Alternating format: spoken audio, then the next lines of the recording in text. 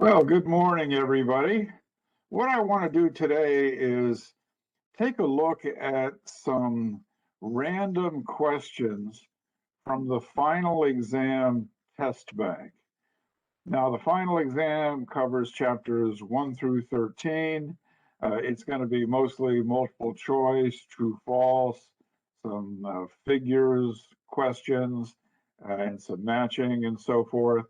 And there's no way that I could review the entire semester. But one of the things that I want to do is just take a look at, say, 20 or 30 random questions from the test bank as a preview. Now, I won't know what questions are going to be asked, so I'll go over them with you. And some of the things about these questions, it's not likely you'll pull the same question because there are hundreds of questions in the test bank, but you might. And overall, the underlying concept might be important enough to understand. What I'm going to do is I'm going to share my screen at this point.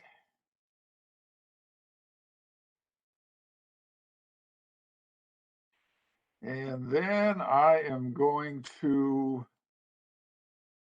let's see, I have the test bank ready to go here. And I also have the ebook open. I'm not sure I'm going to be able to use that too much. It might be very difficult to get to certain sections, but I want to have it available there in case there's a question that I need to argue with. All right, so what I'm going to do is I'm going to go ahead and maximize this test taking area. Now, you never see this screen. This is on my end of things, but one of the things I can do is I can preview an exam as a student. So I'm going to go click on preview. And what it's going to do, it's going to choose random questions for me. Okay. If I increase the size of this a little, so maybe as you're viewing that, you get a better view of the question. All right, so I'm going to go ahead and do that. All right, you ready to get started? All right, so let's take a look at a few of these. And number one, this looks like it's a question from chapters 12 or 13 about mining. The single greatest contributor to solid waste is mining. So it's the single greatest contributor to solid waste isn't your empty water bottles or used diapers. It's mining. Well, then you have to know what solid wastes are. All right. When real estate agents say that location matters, they're usually referring to what? Absolute location, site factors, the importance, or relative location. All right. Location is very important for a piece of property. Where are you located in relation to everything else? Is it easy to get to the main transportation networks? Is there good shopping nearby? Are there good schools nearby? Everything is relative to everything else. If you have a business, are you between the supply and demand, or are you off on the periphery somewhere? All right, so that's a pretty good question. That's from chapter 1. You might see that one.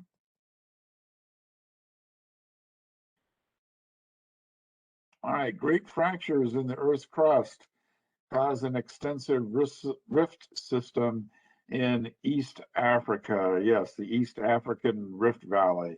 Seems like that part of Africa is tearing itself apart from the rest of the continent. All right, that's a chapter 3 question. The breakup of rock by freezing and thawing is the result of what? Well, freezing and thawing is a mechanical or physical type of weathering, as opposed to chemical weathering, as when the minerals in the rock combine with water and dissolve out a little bit, like limestone does. But mechanical weathering, that would be freezing and thawing. Over and over again, it weakens the rock. It weakens it, and then gravity or mass wasting can take over, and then erosion will take it away, usually by running water. All right, so that's a pretty good question. You might see a question about whether a particular type of weathering is chemical or physical slash mechanical.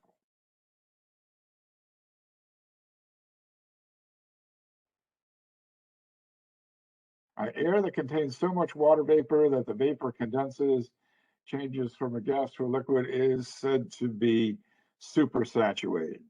All right, in order to get precipitation, you have to have rising air so it can expand, so it can cool down to its dew point, and the air can't hold it. It becomes saturated. Okay, that relates to concepts such as relative humidity. All right, we didn't spend a whole lot of time with the with that one, but let's go ahead. Remember, these are random questions. That's a chapter 4 question.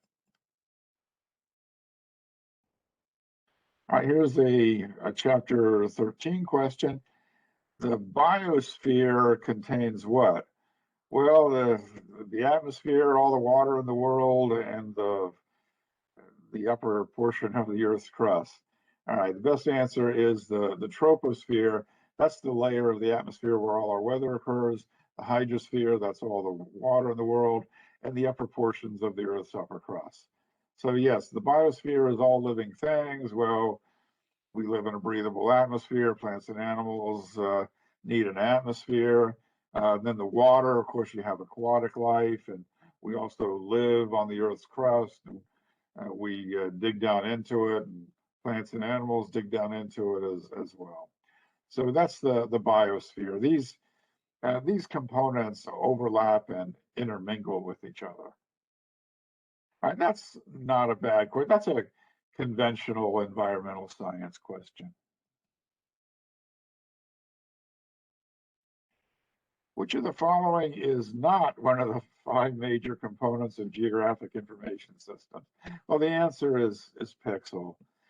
That's not a very good question, actually. And the questions in the test bank about geographic information systems really aren't very good. But geographic information systems are very, very important in geography. Less so in this survey course, introductory general education course.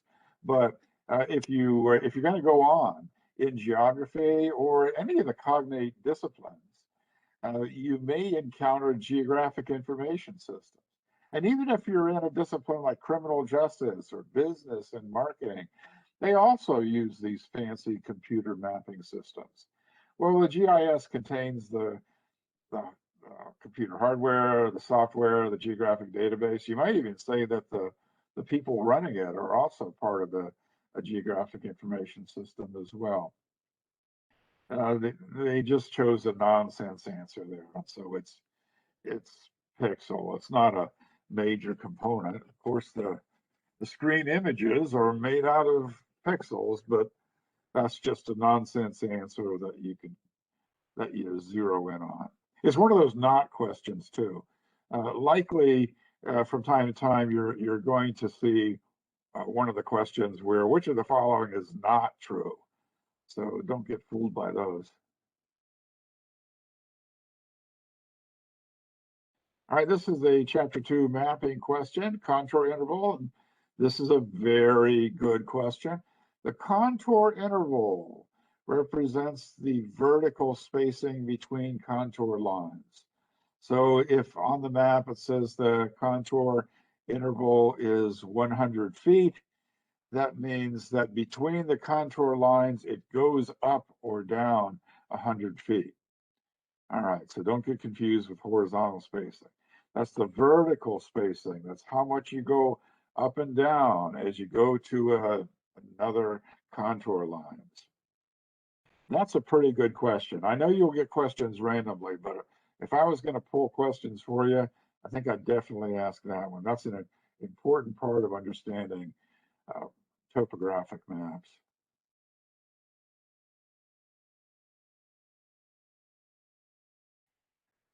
All right, which of the following statements about remote sensing is not true? Uh, it began with data collected by the United States Space Program. Yes, early on, the flyovers were taking pictures of the Earth's surface. That's not the greatest question in the world, but I think that you would come to that. It's more of a historical question. That's not true. In that we had our weather satellites that went up that went and took pictures. We had high altitude airplanes as well. Aerial photography was around for a long time. So the one that's not true is this one. All right, the other ones are all true. Air photos, right, reconnaissance, and it's a common source is Landsat. Yeah, Landsat's still with us. All right, that's not the greatest question. I don't think I'd ask it like that. Which of the following landforms results from the effect of mass wasting or mass movement? Right, mass wasting or gravity falls. So that would be talus is the best example of that. What's talus? Well, that's the pile of rocks that's at the base of a slope. When as the weathers, the rock falls down and piles up at the base, and talus cones and so forth. So that's that's formed from mass movement. Landslides are mass movement.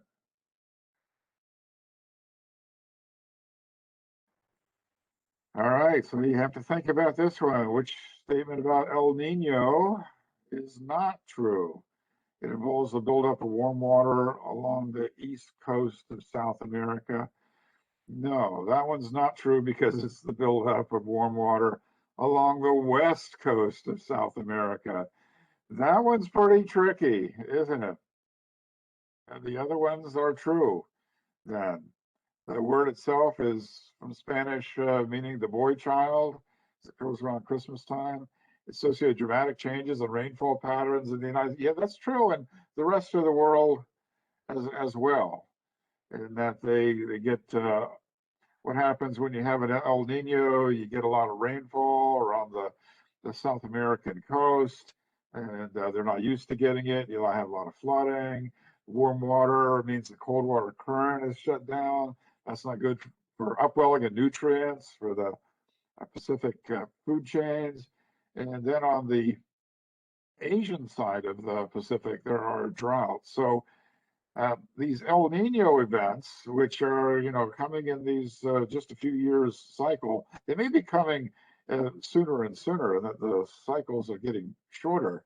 Is that it just throws a monkey wrench into the machinery, into the global climate machine. All right, so that's a tricky question. You see how it's tricky? It involves a buildup of warm water and it causes the East Coast. All right, so uh, what you have is the west coast of South America. All right, let's see. What type of liquid is formed when precipitation mixes with decomposing solid waste materials? All right, so we're in a landfill, the downward percolating rainwater, and then the water that's percolating through produces this leachate. That's the term for it. Right? It's this very nasty stuff that can leach out of the landfills. Now, a sanitary landfill, you don't think of landfills as being very sanitary places, but they're called sanitary that they're supposed to be enclosed. They're enclosed with areas of plastic and earth as well, and that you're not supposed to have leachate through them to get into the groundwater. So that the name for that is leachate. We don't want to ever have any leachate leaching out of our landfills. All right, so this is a cartography question. Flow lines would not be used to represent what? Ocean currents. Yeah, I've seen those. Airline routes. Yeah, you probably could. Migration patterns. Yeah, the one on the textbook shows that. But flow lines on maps would not be used to show political boundaries. Political boundaries are a static thing that's drawn on the map. I almost never use flow line maps, but there's a question about it. How will we use lines on maps?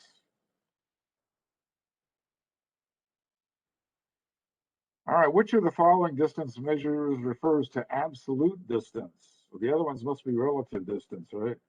A 10-minute drive, a scary trip to a dangerous neighborhood at night. Well, it might not be very far, but it might seem a lot farther and a lot longer if it's a dangerous neighborhood. A $10 taxi ride. Well, how far would that take you? That doesn't. It depends on the traffic and what the cost of the taxi is. But the one that's absolute distance, that's quantitative and numerical, it's a 1 mile walk. It's absolute.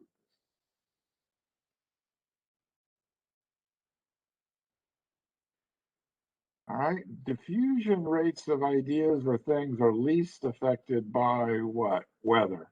Well, the weather changes all the time, but usually diffusion of, or the flow of things, be it information or commodities, distance is a factor, means of communication, how is it flowing?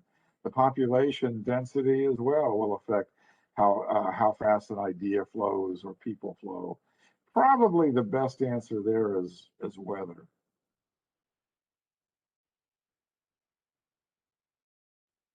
All right, this is a chapter 3 question. Which of the following is not, they should have made not uppercase, one of the 3 kinds of gradational processes? And that's bulk. Actually, I like this. Question because gradational processes are the things that wear down the mighty mountain. Whereas volcanism, that's one of the forces that builds up mountains.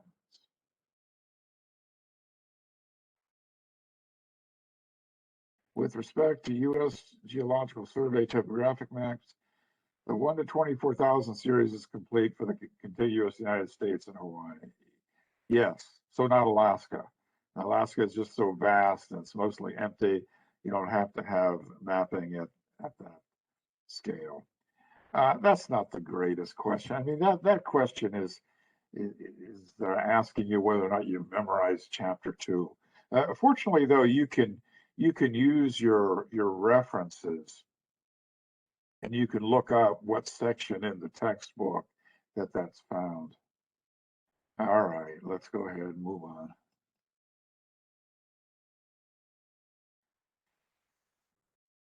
Which statement is not correct regarding Landsat satellites? Landsat sensors can depict objects up to 15 meters below the ground. Well, no, they're in Landsat's case, they're not looking at things below the ground. Now, there are types of remote sensing, ground penetrating radars and so forth that can make images of things below the ground, but that's not what Landsat. So that one's not correct.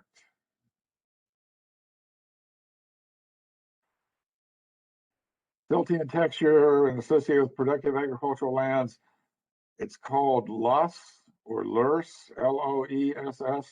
They're not using heavy metal spelling, so it's not LURS, it's LUS. It's deposited by wind. These fine silts that can accumulate into great depths.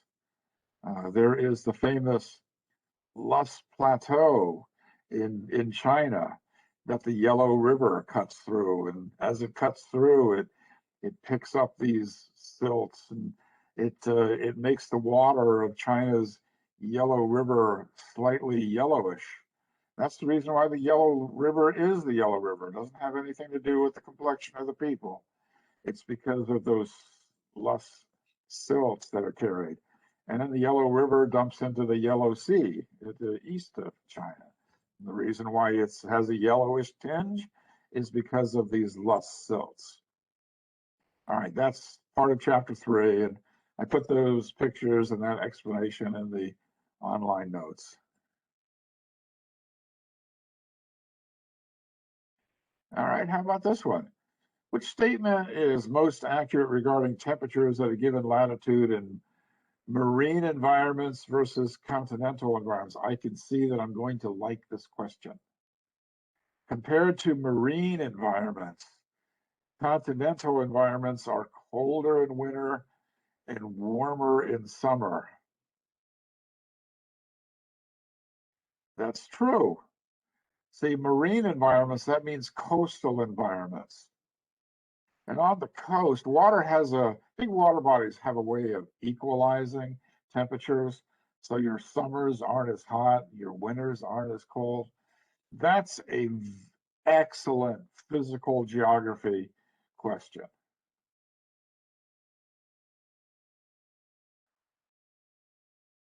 What type of cloud is this? Well, actually, the answer is already here. That's a cumulonimbus. It's a cumulus cloud that grew up into a rain cloud, otherwise known as a thunderstorm cloud. That's a cumulonimbus. We start having thunder bumpers, especially in summer.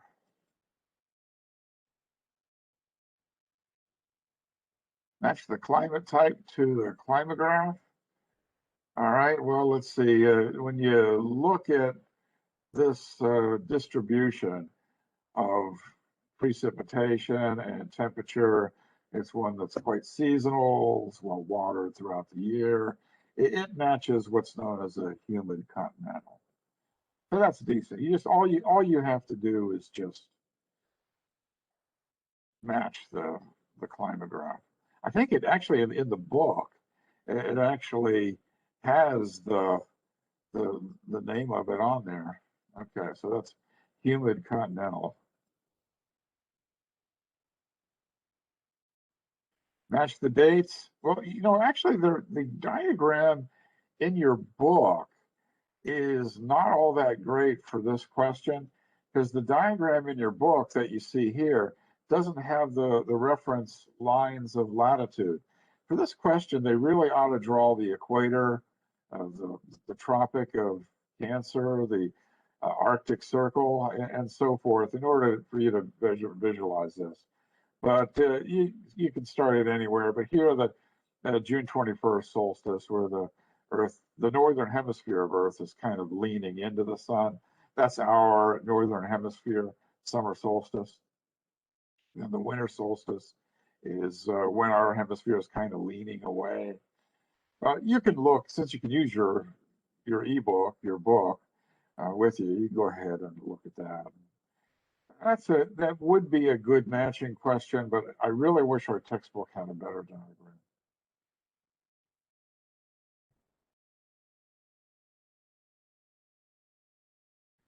All right, match the districting strategy to its likely creator. Well, let's see. You have equal populations of X's and O's. X's and O's could represent anybody. It could represent the Reds and the Blues, the Republicans and Democrats, the cat lovers versus the dog people, and so forth. Say, for example, here, the O party controls 3 districts, even though there's the same number of X's and O's in the region. If you redistrict it so that you're the majority and the other party is in the minority, you take that whole district. You allow them to take one, but look, it should be even, but you're taking 3 districts. So that's great if you're the O party. And over here, well, the X's, they take more districts because they've gerrymandered it so that they come up winners, and that's under the concept of gerrymandering. All right, that's an important concept in political geography, and also in current politics in our area. Who draws out the boundaries? The thing is, the party that wins the election, they get the most say so over how the election districts are drawn, so that they're more likely to win the next time too. All right, that's gerrymandering. It's a very good concept. I know your questions are random, but if I could, I'd make sure that I asked you a question about gerrymandering.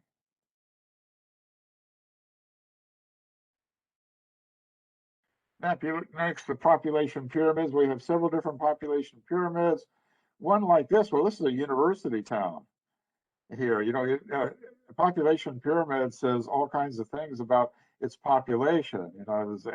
An old age retirement community is going to have a different population pyramid than a university town. So here, most of the population of people that are in their late teens and early 20s, there's not a lot of children because they're still in college, and there's not very many middle-aged and elderly either. All right, so that's actually a pretty cute question. I like that one.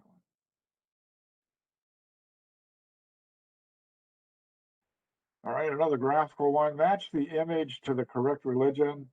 Well, if you're familiar with religious landscapes, you may recognize the minaret towers of this Islamic mosques, the stupas and pagodas in Buddhism, an ornate Christian church, and also a Hindu temple. Now, you can't really zoom in, but in Hinduism, it's polytheistic. There's many depictions of deities and incarnations of deities on up. It's too bad you can't zoom into that one. All right, those are right from pictures that are in the books. All right, let me see. Let's do 30. And if you want to do more, send me a message and I'll let you take a preview of some more. All right, what are the characteristics of resource reserve? Well, what's a reserve? Well, you should see a question on that. That's the resource that it's been identified and it's economically feasible to go get.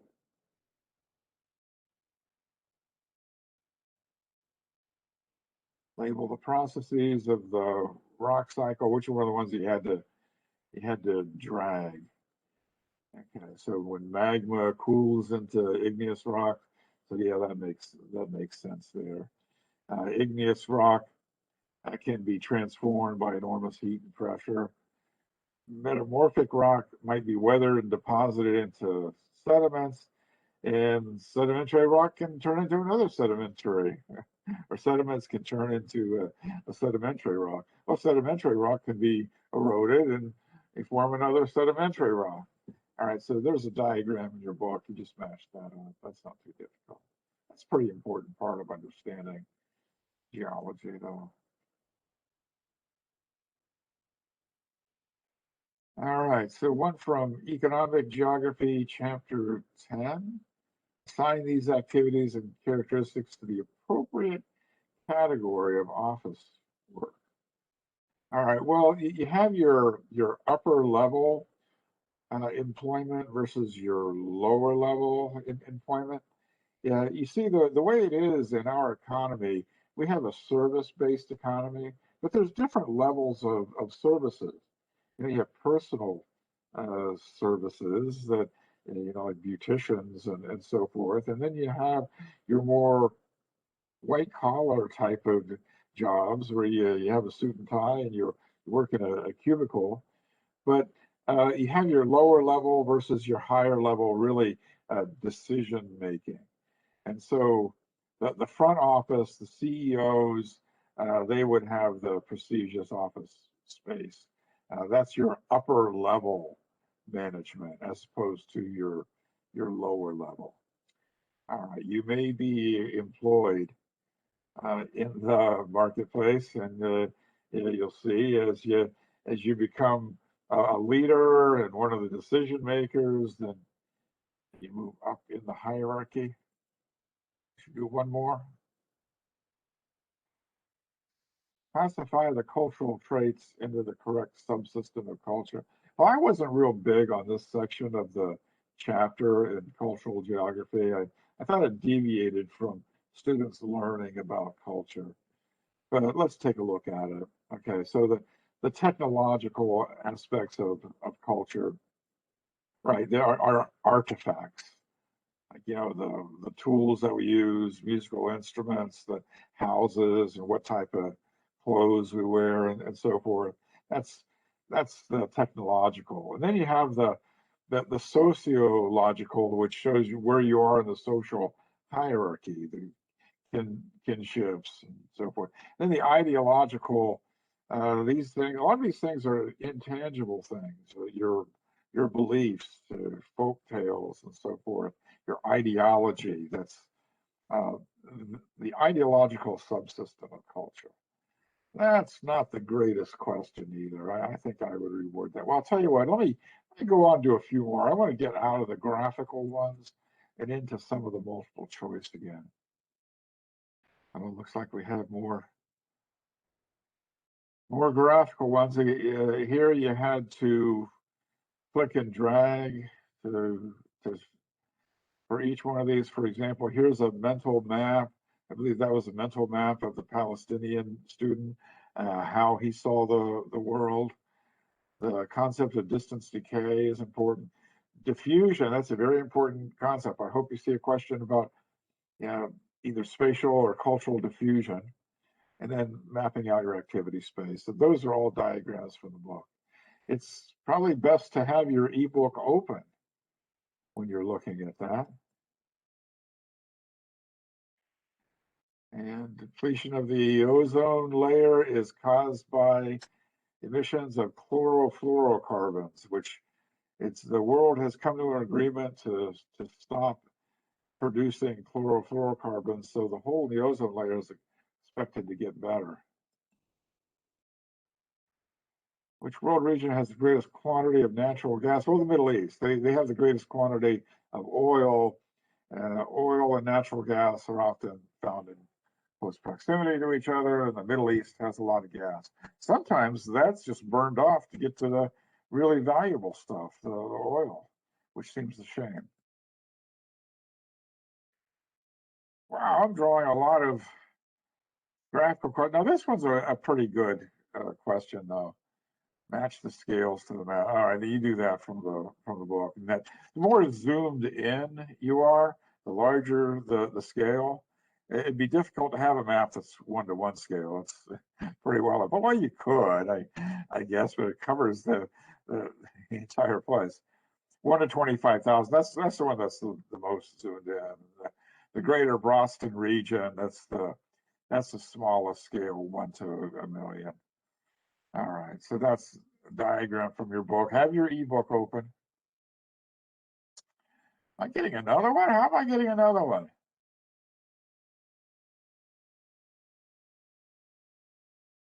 Oh, I see. It shows different, neither the law. Oh, okay. So they're asking the same concept in a different way. Yeah, the zoomed in, the largest scale, and you're zoomed out, that's the smallest scale. It sounds funny in our everyday speaking when we talk about scale, large scale and small scale, is usually when we think about big things, we say, let's think about this on a larger scale. But in cartography, though, large scale maps mean that they're of small areas. You've zoomed in with a lot of detail. So that's not a bad question. I will randomly get that one. Residential preference, this is from the diagrams in the book. Well, people from British Columbia think the area in Canada's Pacific Northwest, British Columbia, Vancouver. People from Ontario, they also like Vancouver, but they like the area around Toronto. And Quebec, well, of course, they like the St. Lawrence corridor. They like Quebec and Montreal. They have favorable opinions of Vancouver and the America's West Coast and Gulf Coast. Or Louisiana, they have the Cajuns, Acadian Cajuns. They're the French speakers, and the East Coast cities of the United States. They have a high opinion of. They don't have a high opinion of Missouri and Texas, though. Okay, the rock cycle again. You could look that up. How many figures do I have? Really? This many figures? And maybe this isn't coming in randomly. Here's the air masses. It's not hard to figure those ones out. The pressure systems. It's counterclockwise converging around the lows. And you should get a question about that if it was a good test. There's clockwise diverging out with highs. High pressure systems are associated with clear skies. Low pressure systems are associated with clouds and precipitation. This doesn't appear to be so much random anymore. Climate type. This is Mediterranean. It's not all that well shown. With the Mediterranean has a dry season in the summer. Uh, Italy, the south of France, these beautiful climates. Southern California has a Mediterranean climate.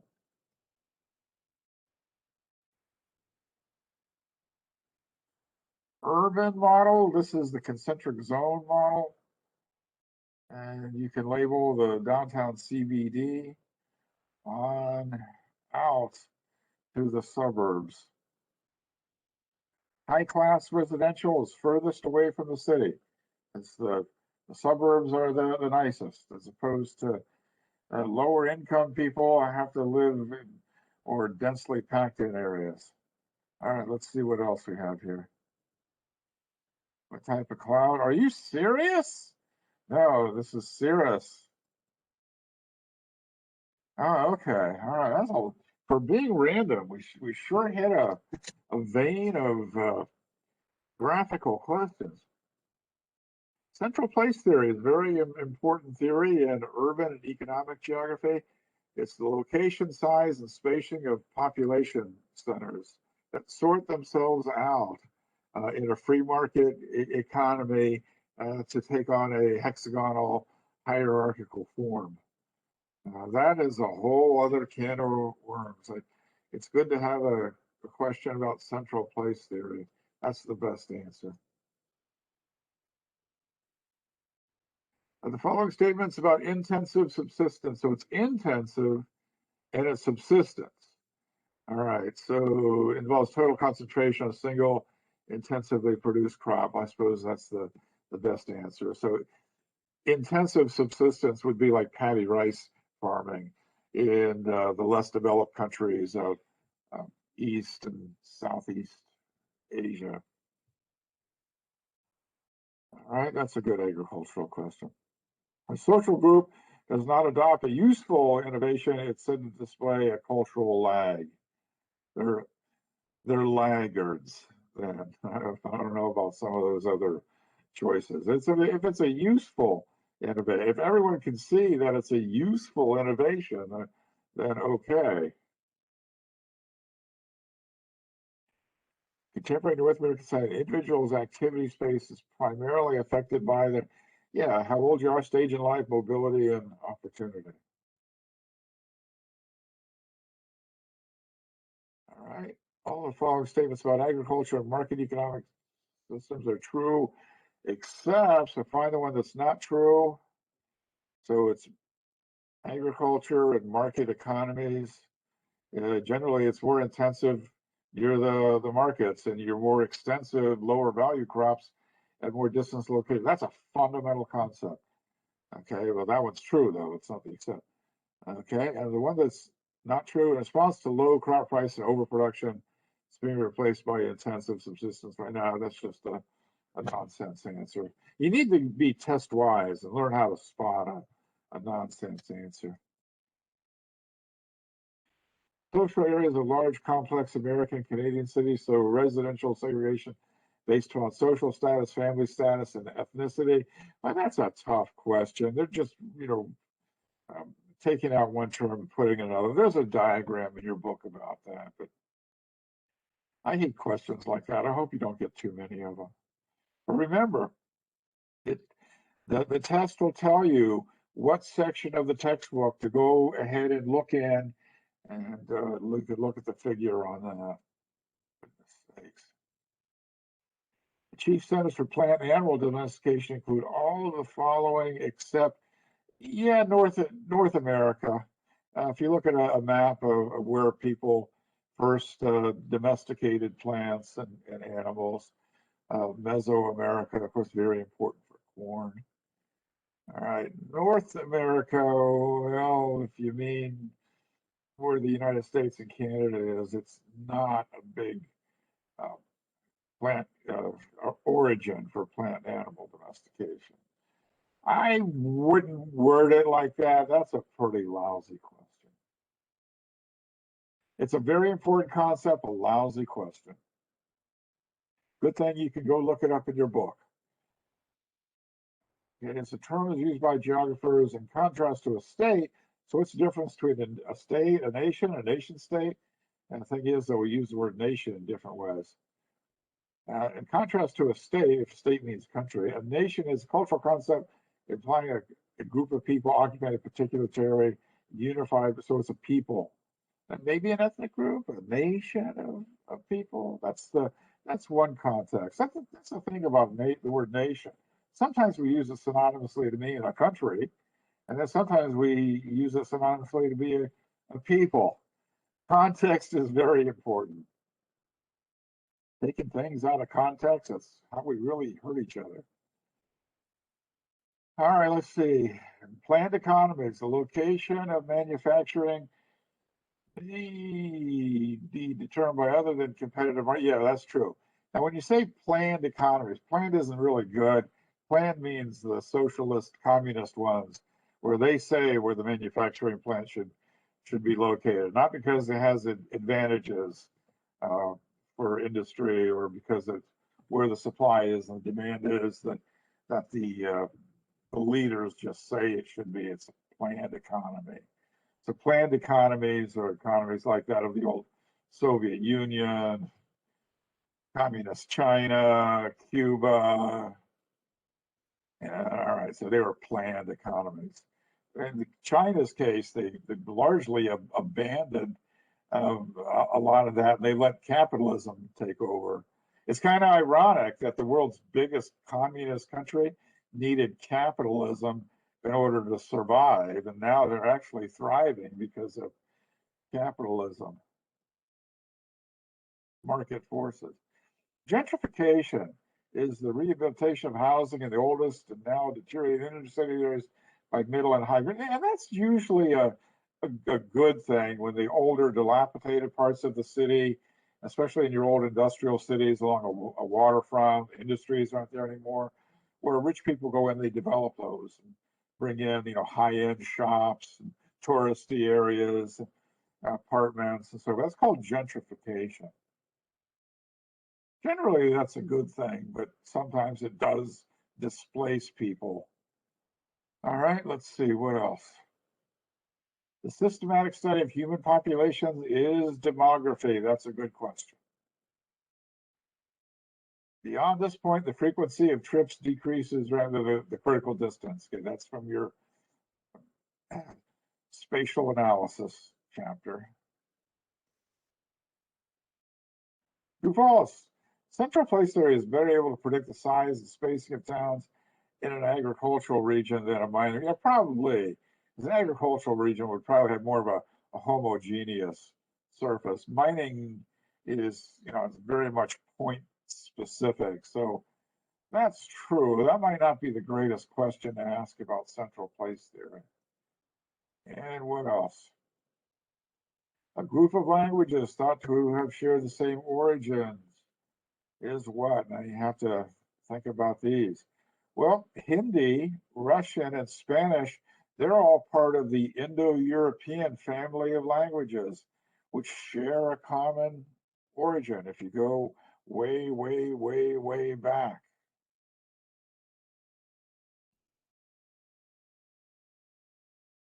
Three categories of economic activities included in the business services sector of the economy include business services, you have finance, insurance, and real estate. This isn't a very good question. This kind of you have to see what it is and you have to see what it ain't. I guess it's okay. They're going to ask you one. You can look it up. Carrying capacity. Now this is a pretty good question from Chapter 5, demography, population geography. Carrying capacity is the maximum number of people that can be supported by available resources and technology. Yeah, how many people does it take to be overpopulated? Well, there's not one set number. You're overpopulated if the environment has exceeded its carrying capacity. It's not a particular number. So that's a pretty good question. I hope you draw that one. And then, in general, the more economically advanced a society is, the more its output will be concentrated in services. Yes, that's a pretty good economic geography that overlaps both chapters 9 and 10. Generally, your poor countries are most agraria. They're poor subsistence farmers. And generally, as countries start to develop, they get more into manufacturing. And then as they develop further, there's less manufacturing and more of the services, especially the high-end services. So the greater percentage of the people that you have in your services, the more of a first world country you are. The greater population that you have in the agricultural sector, especially if it's subsistence agriculture, then that's your less developed country. So that's a pretty good question. I agree with that one. It's been a mix. So here we are with 60. I mean, this was just 60 random. And it looks like we had that scene there of graphical questions. Oh, this is a beautiful question. I love this question. It's a chapter 4 question, and it's also a chapter 9 question. It's a climatology question. It's also economic geography question. Mediterranean agriculture is known for grapes, olives, oranges, and figs. Yes, the olive and the grape. All of those crops can take a long, droughty summer. Perfect environment for growing grapes. All right, that's a beautiful. I'm glad that we ended on this one. Okay, so that's 60 random. You want me to do another 60 random? I didn't figure you would. So let me go ahead and close out of this. And there was the ebook. I think I'll go ahead and stop sharing at this point. If you have any questions about this video review, shoot me a Canvas message or an email. Who knows? You might see some of those on the real final. The odds are against seeing the exact same questions, but the underlying concept of how you get to that answer is pretty good. Okay, I'm just going to go ahead and end the meeting at this point, and I'll see you online for the final.